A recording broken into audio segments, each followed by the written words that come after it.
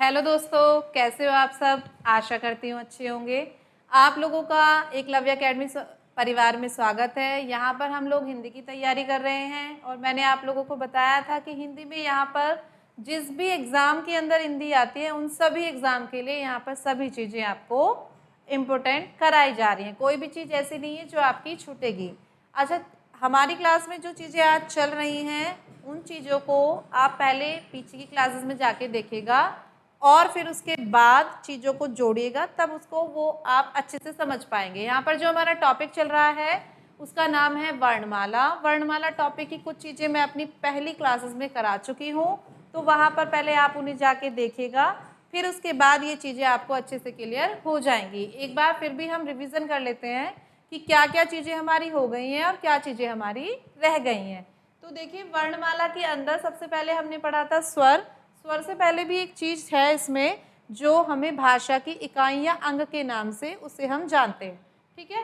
उसके बाद आता है स्वर, वर्णमाला का पहला भेद। स्वर के बाद हमने स्वर के भेद किए थे, जो स्वर के कई कई आधारों पर भेद होते, नाक, मुख, मुख विवर, दंत, ओष्ठ, ये आधारों पर। नेक्स्ट है व्यंजन। व्यंजन के फिर हमने भेद में पढ़ा था स्पर्श व्यंजन, अंतस्थ और ऊष्म। ये चीज़ें हमारी हो चुकी हैं, ये सारी चीज़ें हम अपनी क्लासेस में कर चुके हैं। अंतस्थ मैंने बता दिया, ऊष्म बता दिया। संयुक्त ध्वनि हमारी हो गई हैं, जो दो व्यंजनों के योग से ध्वनि निर्मित की जाती है, संयुक्त ध्वनि होती है। और संयुक्त ध्वनि के अंदर कितने वर्ण होते हैं? 4 होते हैं, 6 क्षत्रिय, त्र त्रिशूल, ज्ञानियों, श्रमिक। फिर इसके बाद जो आज हमारी चीज़ चलनी है उसका नाम है अयोगवाह।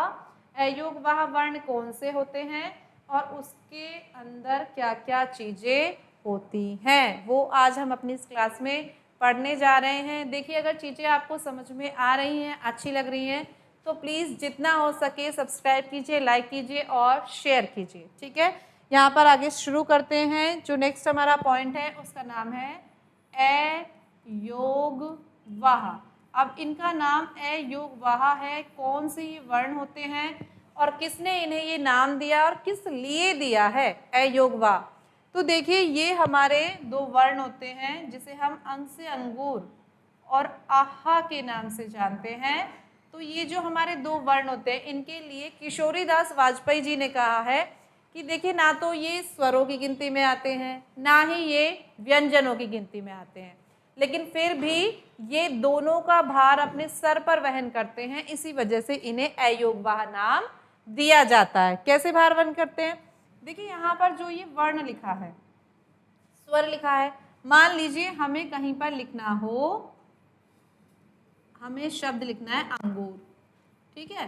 तो हमने ये जो अनुस्वार बिंदु लगाया, किसके ऊपर लगाया? ए के ऊपर। और ए क्या होता है? स्वर होता है। अब इसी अनुस्वार बिंदु को अगर मैं च के ऊपर लगा दूं तो ये शब्द क्या हो गया हमारा? चंद। चंद शब्द होता है ना कि चंद रुपयों के लिए उसने इस कार्य को अच्छा कर दिया है, बेकार कर दिया, जो भी। तो यहाँ पर च के ऊपर लगाया अनुस्वार बिंदु। अब ये व्यंजन है और ये स्वर है, तो जब ऐड तो ये स्वर में भी नहीं किए जा रहे और व्यंजन में भी नहीं किए जा रहे, लेकिन फिर भी दोनों पर लग रहा है, तो इसीलिए इन्हें नाम दिया गया अयोगवाह। स्वर और व्यंजनों की गिनती में न आने के बाद भी उनका भार अपने ऊपर वहन करने के कारण ही इनका नाम अयोगवाह पड़ गया। देखिए, जैसा कि इसका नाम है, ए का मतलब है ना जुड़ना या ना, और योग का मतलब है जोड़, और वाह का मतलब है वहन करना, अर्थात जुड़ने के बाद या फिर कहें ना जुड़ने के बाद भी भार को वहन करना ही कहलाता है अयोगवाह। किसने नाम दिया? किशोरीदास वाजपेयी जी ने। देखिए, इनकी संख्या जो आपके सामने लिखी है वो कितनी है? 2, लेकिन इनके रूप कितने होते हैं? 3। कैसे होती हैं? ये जो हमारा अनुस्वार होता है इसके 2 रूप हो जाते हैं। एक हो जाता है अनुनासिक और एक हो जाता है अनुस्वार, ठीक है। जब शब्दों के ऊपर ये जो चीज़ यहाँ पर लगी हुई है, इन दोनों वर्णों के ऊपर, ये क्या है? अनुस्वार। और अगर हम शब्द लिख दें आँख, तो ये जो चंद्र बिंदु लगता है इसे क्या कहते हैं? अनुनासिक। तो ये हो गया हमारा अनुनासिक। अनुनासिक जो इसका नाम है चंद्रबिंदु, और ये हो गया हमारा अनुस्वार। क्या हो गया ये? अनुस्वार। ठीक है, अनुस्वार और अनुनासिक। अब इन दोनों को बोलने के लिए क्या क्या उच्चारण स्थान आते हैं? तो देखिए, ये अनुनासिक को बोलने के लिए नाक और मुख दोनों का इस्तेमाल होता है, और अनुस्वार को बोलने के लिए केवल नाक का इस्तेमाल होता है। इसके अलावा जो ये हमारा अनुनासिक होता है, ये कैसा होता है? ये होता है तद्भव। ठीक है, तद्भव में आता है, और अनुस्वार किस में आ जाता है? हमारा तत्सम में आ जाता है। ये क्वेश्चन पूछ लिए जाते हैं कि अनुस्वार किस में आता है और अनुनासिक किस में आता है। तो ये तद्भव है और ये तत्सम है। ठीक है, इसे बोलने के लिए नाक और मुख दोनों की सहायता पड़ती है, और उसे बोलने के लिए केवल नाक या नासिका की सहायता की जरूरत होती है, या की सहायता की मदद से बोले जाते हैं। तो ये हो गया हमारा चंद्रबिंदु का भेद, एक अनुनासिक और दूसरा अनुस्वार। नेक्स्ट आता है हमारा विसर्ग। क्या है ये? विसर्ग। तो जब हम विसर्ग को किसी भी शब्द के आगे लगाते हैं तो इसमें से किसकी आवाज आती है? हमने एक शब्द लिखा, ये हो गया अत। अब अत में ये विसर्ग लगा दें तो क्या बोलेगा? अब ये अतः। क्या बोलेगा? अतः। अतः बोल रहा है तो किसकी आवाज निकली इसमें से? है की। किसकी निकली? है की आवाज। तो इसमें से क्योंकि है की ध्वनि आती है, इसीलिए उच्चारण स्थान क्या हो जाता है? इसका उच्चारण स्थान हो जाता है कंठ।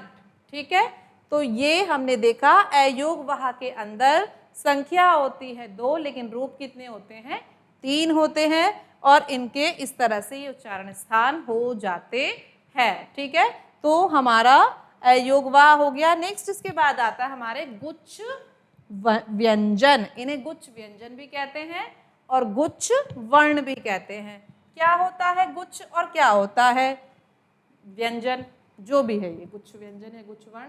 तो देखिए, वर्णमाला के अंदर बहुत सारे ऐसे शब्द होते हैं कि जो हम अपने वाक्य को लिखते में किसी शब्द को, शहर का नाम हो, दोस्त का नाम हो, बच्चे का, माता पिता, स्थान, या जो भी चीज़ें हैं, उनके नाम को लिखते में कुछ वर्णों को आधा कर दिया जाता है।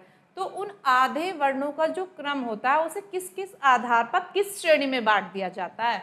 तो जो हमने कहा ये गुच्छ व्यंजन या गुच्छ वर्ण, तो ये जो गुच्छ वर्ण होते हैं इनका मतलब होता है कि वर्णों को किस तरह से गुच्छे में प्रयोग करना है, लेकिन उसे किस आधार पर, किस डिवीजन के अंदर रखेंगे। तो देखिए, जो हमारे गुच्छ वर्ण या व्यंजन होते हैं इसके 3 भेद हो जाते हैं। एक होता है संपृक्त, संयुक्त और द्वित। यानी कि जहाँ पर आधे व्यंजनों का रूप प्रयोग किया जाता है उसी को गुच्छ वर्ण या गुच्छ व्यंजन कहते हैं, और उन्हीं आधे आधे रूपों को इन 3 श्रेणियों में रख दिया जाता है, जिसमें सबसे पहले का नाम है संपृक्त। संपृक्त के अंदर क्या होता है कि 2 व्यंजन वर्णों को संयुक्त कर दिया जाता है। कैसे कर दिया जाता है? देखिए, 2 व्यंजन ध्वनि का एक साथ प्रयोग कर देना। 2 व्यंजन की ध्वनि होगी, उन्हें एक साथ प्रयोग करके बोलना होता है। जैसे इसमें शब्द आ जाते हैं हमारे कंबल, या फिर प्रम्बल, या फिर चंबल। यानी कि इसमें जितने भी शब्द होंगे उसमें जो 2 ध्वनियाँ, मैंने कहा इसमें आधे वर्णों को जोड़ने का क्रम होता है, तो 2 ध्वनियों को एक साथ जोड़कर संयुक्त करके और इस तरह से प्रयोग कर दिया जाता है। अगर साधारण सी भाषा में कहूँ तो आधे वर्णों को मध्य में जोड़कर एक साथ बोलना क्या कहलाता है? संपृक्त ध्वनि। ठीक है, एग्जाम्पल आपको मैंने इसके सामने लिख दिया है। नेक्स्ट आता है संयुक्त। संयुक्त में भी यही चीज होती है, 2 ध्वनियां एक साथ संयुक्त करके बोलनी होती हैं, लेकिन डिफरेंस क्या होता है? हमने इसमें कहा कि देखो यहाँ पर 2 व्यंजन ध्वनियों को एक साथ प्रयोग तो करते हैं, लेकिन कहाँ? शब्दों के मध्य में। लेकिन जो हमारा संयुक्त होता है उसे क्या करते हैं? उसमें होता है कि यहाँ पर शब्दों का प्रारंभ ही आधे वर्णों से होता है। तो जहाँ पर वर्णों के अंदर, या कह दें जहाँ पर शब्दों में आधे से, शब्दों में आधे से प्रारंभ किया जाएगा, आधे वर्ण से प्रारंभ किया जाएगा, वहीं पर हमारे संयुक्त वर्ण होते हैं। ठीक है, किससे शुरू किया जाएगा? आधे वर्ण से। ये जो संयुक्त वर्ण होते हैं, इसके अंदर जितने भी शब्द या वर्ण आएंगे, उन वर्णों की स्टार्टिंग आधे वर्णों से होती है और उसी को कहा जाता है संयुक्त वर्ण या संयुक्त व्यंजन। और इसमें आने वाले शब्द कैसे हो जाते हैं? प्राण या फिर घ्राण या फिर स्वागत। देखिए, जितने भी शब्द हैं इनके स्टार्टिंग में आ रहे हैं आधे वर्ण।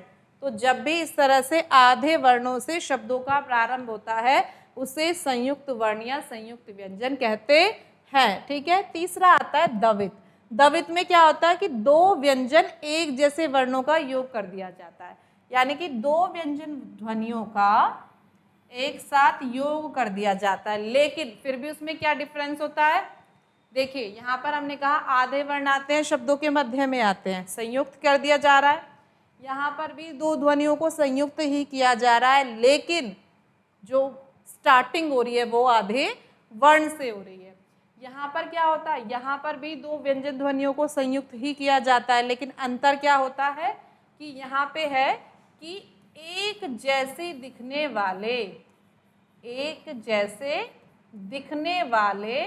वर्ण या एक जैसे दिखने वाले व्यंजन वर्ण जब आधे और पूरे प्रयोग किए जाते हैं, वहीं पर होता है हमारा दवित।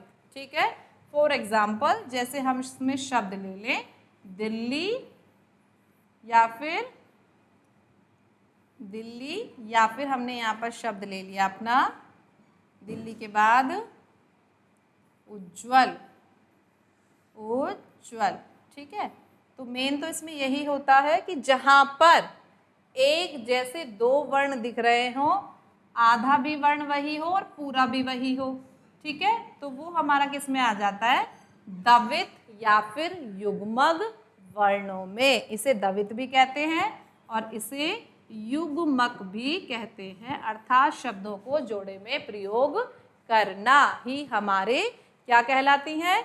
हमारे गुच्छ व्यंजनों के अंदर आ जाते हैं। ठीक है, कंफर्म है। इसके बाद नेक्स्ट जो चीज आती है उसका नाम है आगत ध्वनि। आगत ध्वनि क्या होती है? देखिए, आगत ध्वनि, आगत का मतलब ही होता है आगत। आ मतलब आए हुए, आए, और गत माने वैसे तो जाना होता है, लेकिन जितने भी वर्ण विदेशी भाषा से गए हैं और हिंदी भाषा में आए हैं, ठीक है, हिंदी भाषा में जितने भी वर्ण हमारे आए हैं, उन सारे वर्णों को क्या नाम दिया जाता है? आगत ध्वनि का नाम दिया जाता है।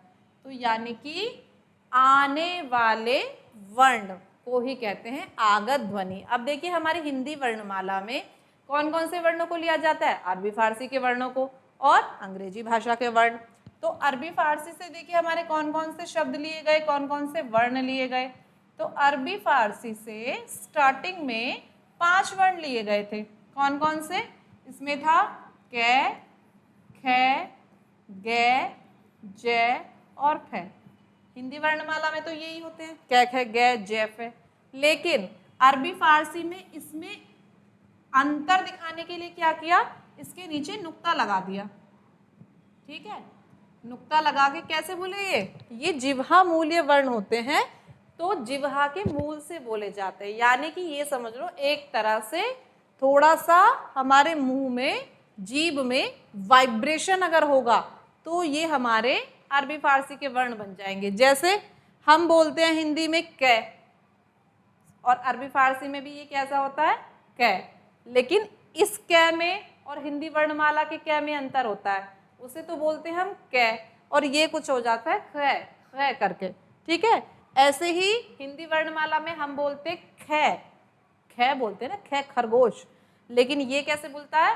ख, इस तरह से ख, मतलब जीभ पे थोड़ा सा प्रेशर डालने के बाद। तो जैसे वो कहते हैं ख्याल, है ना, खूबसूरत, इस तरह से। ऐसे ही हम बोलते हैं ग, लेकिन अरबी फारसी में क्या हो जाता है? ये ग। क्या हो जाता है, ग। थोड़ा सा जीभ को पीछे ले जाओ, ग ऐसे करके। हिंदी में हम बोलते हैं जय, लेकिन अरबी फारसी का ये वर्ण क्या कहलाता है, ज। सुना होगा आपने जेबा, जहन, है ना। तो ये सारे शब्द कहाँ आ जाते हैं, अरबी फारसी में। हम बोलते हैं हिंदी वर्णमाला का फ, वैसे तो वो होता है फ, और ये क्या होता है, फ। नुक्ता लगने की वजह से इनके उच्चारण स्थान बदल जाते हैं। तो प्रारंभ में ये 5 वर्ण थे, लेकिन उसके बाद इसमें से बस जय और फ को सम्मिलित किया गया। गे, ख और ग भी देखने को मिलते हैं, लेकिन अब वर्तमान समय की बात की जाए तो केवल 2 वर्णों को ही हमारी वर्णमाला के अंदर रखा गया है, क्योंकि इनकी वजह से जो हिंदी वर्णमाला के वर्णों का क्रम था वो कहीं ना कहीं अशुद्ध हो रहा था।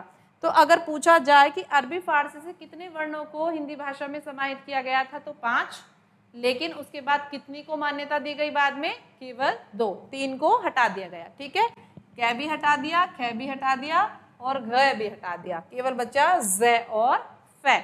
ठीक है, तो ये हमारे अरबी फारसी के, और इनका उच्चारण स्थान क्या होता है, ये होते हैं जिह्वा, जिह्वा मूलीय वर्ण, जिह्वा मूलक। जिह्वा मूलक इन्हें इसलिए कहते हैं क्योंकि जिह्वा के बिल्कुल मूल से बोले जाते हैं। ठीक है, और फिर अंग्रेजी भाषा का एक शब्द लिया जाता है जिसका नाम आपने पढ़ा भी होगा, देखा भी होगा, ये होता है औ।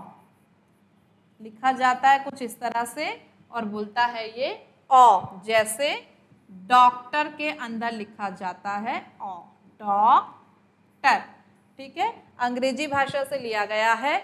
और औ उच्चारण स्थान के आधार पर इसे किस में रखा जाता है, औ हम ओठ बदल रहे हैं ना, तो ये हमारा किसके अंदर आता है, ओष्ठ्य वर्ण के अंदर आ जाता है। ओष्ठ प्लस कंठ, तो ये किस में आ जाता है, कंठोष्ठ्य में। ठीक है, आगत ध्वनि के अंदर ये हमारे इस तरह से 3 वर्ण सम्मिलित कर लिए जाते हैं। तो ये हो जाता है हमारा वर्णमाला का पूरा क्रम समाप्त। यहाँ पर हमने अपनी क्लास के अंदर सारी चीज़ें की हैं। देखिए, स्वर, व्यंजन, विसर्ग और हमारे अयोगवाह, संयुक्त व्यंजन और सारी चीज़ें हमारी यहाँ पर हमने कर ली। ठीक है, ये भी हो गया, संयुक्त व्यंजन, अयोगवाह, गुच्छ व्यंजन भी हो गया, आगत ध्वनियाँ भी हो गई हैं। जितनी भी चीज़ें मैंने आपको यहाँ पर कराई हैं, आशा करती हूँ आप लोगों को अच्छे से समझ में आ रही होंगी। और देखिए, जितना हो सके कोशिश कीजिए कि चीज़ों को बोल कर देखिए। वर्णमाला टॉपिक हमारा तभी क्लियर होता है जब हम चीज़ों को बोल कर देखते हैं। ठीक है, जाने से पहले एक क्वेश्चन पूछ रही हूँ आप लोगों को। मैंने वर्णमाला में बताया भी था और करवाया भी था कि जो हमारे रे और ले होते हैं, तो रे और ले के कितने उच्चारण स्थान होते हैं, ये आप लोग मुझे कमेंट बॉक्स में बताएंगे। ठीक है, ये आज के लिए आपका प्रश्न है। टॉपिक हमारा ख़त्म हो चुका है। जितनी चीज़ें हैं इसमें मैंने आप लोगों को करा देती हैं। कोशिश कीजिएगा चीज़ों को करने की, और अगर चीज़ें कर पा रहे हो, समझ में आ रहे हैं, तो कमेंट्स में हमें बताना ज़रूर। ठीक है, एक क्वेश्चन दिया है, इसका आंसर जितना हो सके जितना जल्दी आप लोग देने की कोशिश करें। ठीक है, ओके, थैंक यू।